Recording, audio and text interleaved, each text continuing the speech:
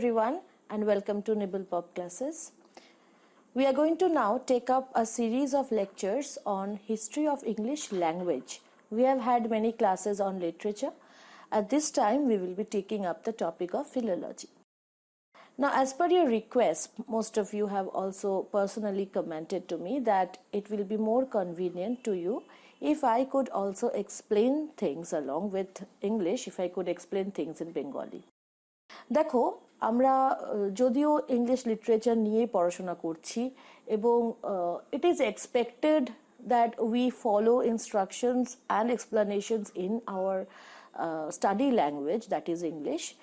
In some cases I do believe that যদি তোমাদেরকে বাংলাতে আমি কিছুটা বুঝিয়ে দিই এবং তাতে তোমাদের সুবিধে হয় তাহলে আমার মনে হয় অন্তত এখনকার পরিপ্রেক্ষিতে সেটা কিন্তু সুবিধে হবে. So now first I will introduce you to what philology is and how we are going to deal with the topic. Philology কথাটার মধ্যে দুটো শব্দ আছে, philos এবং logos. তো philo মানে যে কোনো PHIL হলেই বুঝতে হবে যে it means love বা কোনো কিছুর প্রতি ভালোবাসা. logos হচ্ছে ল্যাঙ্গুয়েজ, ভাষা, এই অর্থে ব্যবহৃত হচ্ছে. তো একটা ভাষার প্রতি অনুরাগ, একটা ভাষার প্রতি যদি ভালোবাসা দেখি আমরা সেটা নিয়ে পড়াশোনা করি তাহলে সেটাকে ফিলোলজি বলবো. তোমাদের যে আন্ডারগ্র্যাজুয়েট সিলেবাস আছে ওয়েস্ট বেঙ্গল স্টেট ইউনিভার্সিটির থার্ড ইয়ারের একটি ডিএসই পেপারে কিন্তু তোমাদের অনেকটা পার্ট তোমাদের ফিলোলজি পড়তে হচ্ছে এবং আশা করি এই লেকচারগুলি ফলো করলে তোমরা অনেকটা কভার করতে পারবে. Now, so far as books are concerned, I want you to note down names of certain books যেগুলো তোমরা এখন লকডাউনের সময় হয়তো ফিজিক্যালি কোনো দোকানে গিয়ে কিনতে পারবে না, but you can very well get them online. If you want, I can give the links of these books which are available online in the description box. The first and most important book is it is by Otto Jespersen. All right, History of English Language. And then the second recommended book is I have this book with me now. আমার কাছে রয়েছে বইটা, The English Language by C.L. Wren. তো এই বইটাতে কিন্তু খুব methodically সবকিছু দেওয়া আছে. অ্যাডিশনাল যদি কোনো রকমের তোমরা চাও ইনফরমেশন বা মেটেরিয়াল হিসেবে তাহলে চার্লস বার্বারের the English language is also very useful. এছাড়া যদি তোমরা খুব ইউনিভার্সিটি এক্সাম ওরিয়েন্টেড স্টাডি করতে চাও, পড়াশোনা করতে চাও, এমন জাস্ট পরীক্ষায় কি ধরনের প্রশ্ন আসতে পারে তার বেসিসে, তাহলে পিকে বোস এনার যে এডিশনটা আছে সেটা কিন্তু কোয়েশ্চেন আনসারের ফরম্যাটে দেওয়া এবং তোমাদের অনেকটা হেল্প হবে.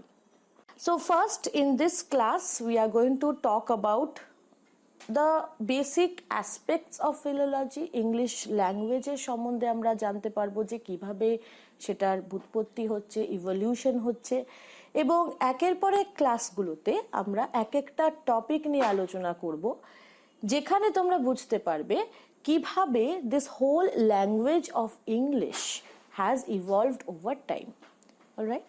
তো কিভাবে ইংরেজি ভাষা তার রূপ বদল করেছে সেগুলো জানতে গেলে খুবই ইন্টারেস্টিং বিষয়, কারণ এখানে আমরা নর্মালি ইংলিশ লিটারেচার যখন পড়তে আসি, when we study English honors, we think that we are only going to study about the works written by English authors বা authors in English.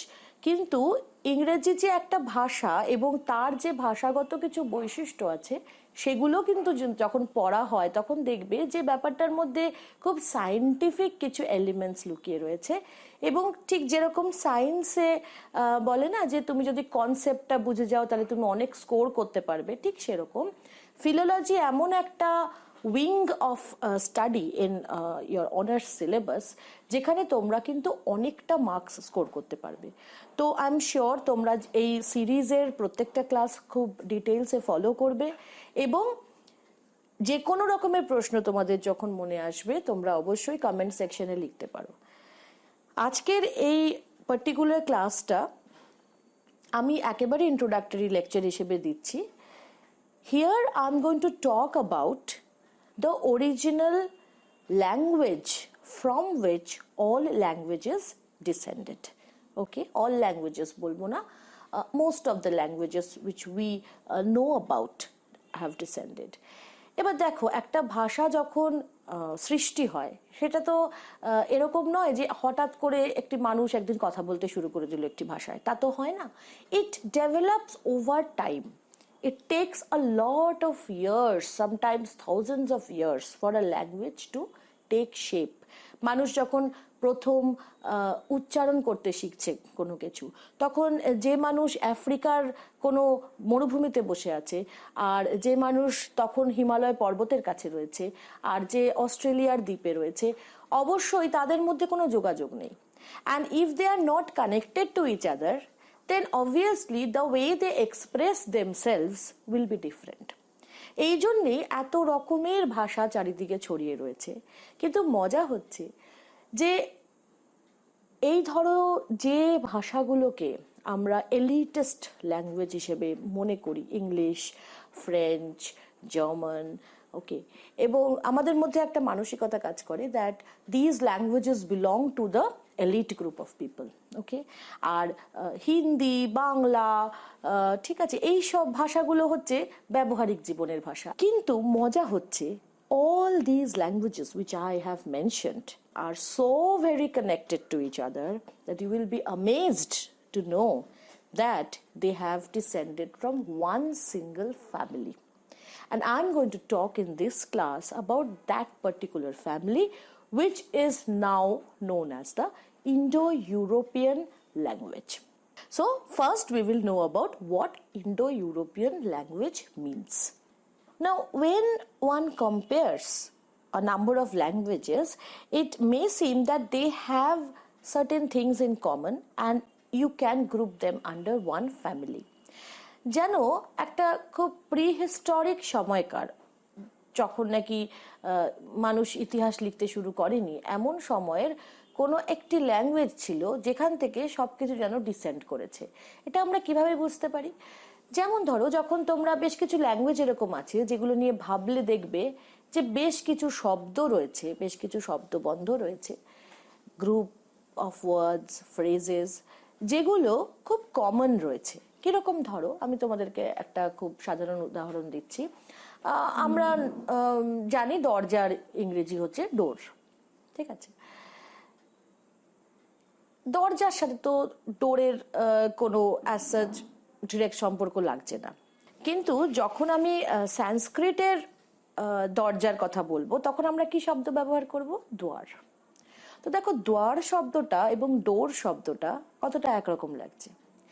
এবার ধরো আরো কিছু শব্দ আমি এরকম বলবো, যেরকম মাদার। আমাদের ভাষায় আমরা কি বলি? মা বলি, তাই তো। কিন্তু সংস্কৃত যে রুট ওয়ার্ড, সেটা কিন্তু মাত্র। তাহলে মাত্র, মাদার, এই দুটো শব্দের মধ্যে দেখবে তখন তুমি মিল খুঁজে পাচ্ছ। তাহলে দেশগতভাবে যদি দুটো ভাষা আলাদা হয়ও, তবুও কিন্তু একটা কানেকশন পাওয়া যাচ্ছে। এই যখন একটা গ্রুপ অফ ল্যাঙ্গুয়েজের মধ্যে আমরা এই কানেকশন খুঁজে পাই, যেখানে রুট ওয়ার্ডস, কিছু মূল যে বেসিক শব্দগুলো আছে সেগুলোতে যখন আমরা মিল খুঁজে পাই, বা স্ট্রাকচারের মধ্যে যখন মিল খুঁজে পাই, তখন তাকে আমরা ফ্যামিলি অফ ল্যাঙ্গুয়েজ বলি। এবার এই Indo European family of language সম্বন্ধে আমি একটু ডিটেলসে কিছু বলবো। এই ইংরেজি ভাষাটা হচ্ছে এই ইন্দো ইউরোপিয়ান ফ্যামিলি অফ ল্যাঙ্গুয়েজের একটি পার্ট। তো আমি তোমাদের যেরকম মাদার বা ডোর এগুলো দিয়ে বললাম, সেরকম আমি এখন ইজ এই শব্দটা দিয়ে বোঝাবো। দেখো, ইজ শব্দটা আমরা ইংলিশে পাই, ল্যাটিনে আবার আমরা কি পাচ্ছি? EST, S. গ্রিকরা বলছেন এস্তি, সংস্কৃতে আমরা পাচ্ছি অস্তি। অস্তি শব্দটা তো শুনেছো, অস্তি মানে ওই ইজ। রাশিয়ানে আমরা পাচ্ছি জেস্ট, জার্মানে পাচ্ছি ইস্ট। তাহলে দেখো একটা কানেকশন হচ্ছে এখানে। কাজে শব্দ যে সবসময় কোনো বস্তুর নামের কথা হচ্ছে তা নয়, অনেক সময় কনস্ট্রাকশন রিলেটেড শব্দ, অ্যাডভার্ব, প্রিপোজিশন, ভার্ব, এগুলোও কিন্তু আমরা দেখছি কানেক্টেড হতে পারে। Now Indo European included languages, আমরা যদি ডেফিনিশন দেখতে যাই, তাহলে Indo European included languages that cover most of Europe and India. Beginning around several thousand years BC, BC means before Christ, তাহলে খ্রিস্টপূর্ব ধরে নাও বেশ কিছু হাজার বছর আগের কথা হচ্ছে। This Indo European spread itself both east and West. ঠিক আছে, তাহলে আমরা দুটো উইং পাচ্ছি, মানে ইন্ডো ইউরোপিয়ান যে ভাষাটার আদি ভাষা যেটাকে বলা হচ্ছে, সেখান থেকে একটা উইং ইস্টের দিকে যাচ্ছে, একটা উইং ওয়েস্টের দিকে যাচ্ছে। হ্যাঁ, তো আলটিমেটলি আমরা বেশ কিছু ব্রাঞ্চ পাচ্ছি, 8খানা ব্রাঞ্চ আসছে, যেগুলো সম্বন্ধে আমি তোমাদের এক্ষুনি বলবো। তার আগে যেটা তোমাদের আরো জানতে হবে যে এই যে ভাষাগুলো বিভিন্ন জায়গায় ছড়িয়ে পড়তে শুরু করলো, ইন্ডো ইউরোপিয়ান ল্যাঙ্গুয়েজটা, এই যে ছড়িয়ে পড়ার মধ্যে যে ইভলিউশন, মানে ধরো যখন সেটা জার্মানির অঞ্চলে গিয়ে পৌঁছলো, তখন ভাষাটা নিজে থেকে একটু পাল্টে গেল, যখন ফ্রান্সে গেল একটু পাল্টে গেল। তো এই যে অঞ্চল বিশেষে ভাষার নিজস্ব পরিবর্তন, তার ফলে there was a difference in between this languages.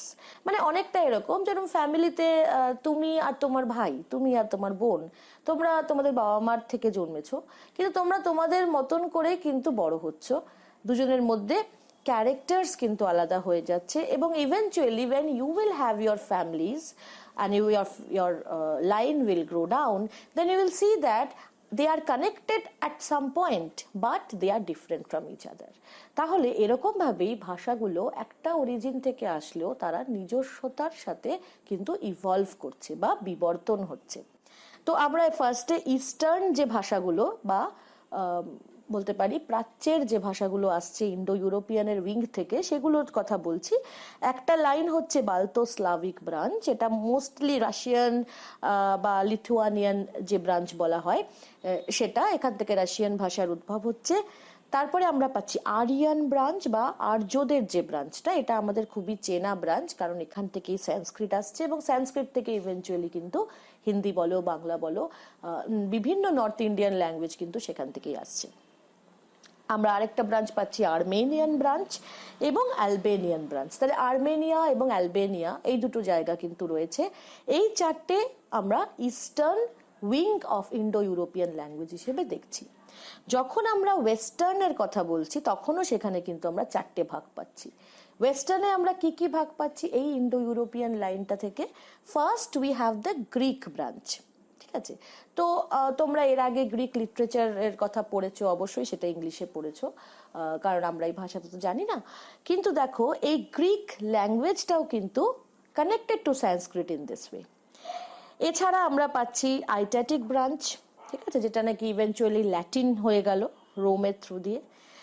তারপরে আমরা পাচ্ছি সেল্টিক বা কেল্টিক ব্রাঞ্চ, এবং এইখানে তোমরা পাবে হচ্ছে যেটা তোমরা ওল্ড ইংলিশ লিটারেচার হিসেবে দেখছো, বা স্কটিশ লিটারেচার বা স্কটিশ যে ভাষা, সেই ভাষার সঙ্গে কিন্তু এর ডাইরেক্ট কানেকশন রয়েছে। তাহলে এটা হচ্ছে সেল্টিক বা Celtic language.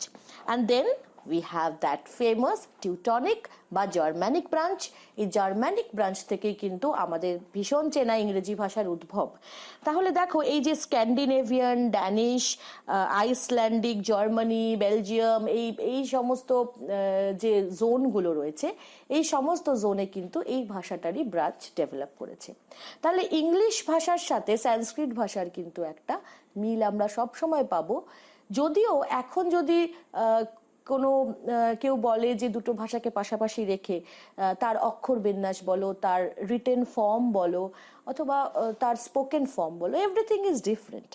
Okay, in fact we have these notions about the languages, okay, that one language is entirely different from another language. ইংরেজি শেখা খুব কঠিন, কারণ ইংরেজিটা তো বিদেশি ভাষা। But you see, there is a connection always there, all right? So it is not technically a distant language which we cannot learn. It is not an alien language. It is there in our psyche, in our tongues, through this, you can say, a prehistoric connection. ঠিক আছে, তাহলে Indo European language কিন্তু এই হিস্ট্রিটা আমাদের বুঝতে help করে। যে ওই বলে না যে নানা ভাষা, নানা মত, নানা পরিধান, বিবিধের মাঝে দেখো মিলন মহান। তো it is like that, so many variety connected at one point, and that is this Indo-European language. কিন্তু মনে রেখো একটা জিনিস যেটা ভুল অনেকে করে থাকে, সেটা হচ্ছে যে there was no one language called Indo-European language. মজাটা হচ্ছে যে ইন্ডো ইউরোপিয়ান বলে একটা কোনো পার্টিকুলার ল্যাঙ্গুয়েজ ছিল, তাতে সবাই কথা বলতো, তারপর সবাই ছড়িয়ে পড়তে শুরু করলো। ব্যাপারটা তো সিম্পল না। It is not like that. It is as if there was this spanned over a wide region. ঠিক আছে, তো সেইভাবে জিনিসটাকে বোঝার চেষ্টা করবে, and I am sure you will have no problem in understanding how Indo-European branched out into 8 levels. All right, so we will continue in the next class.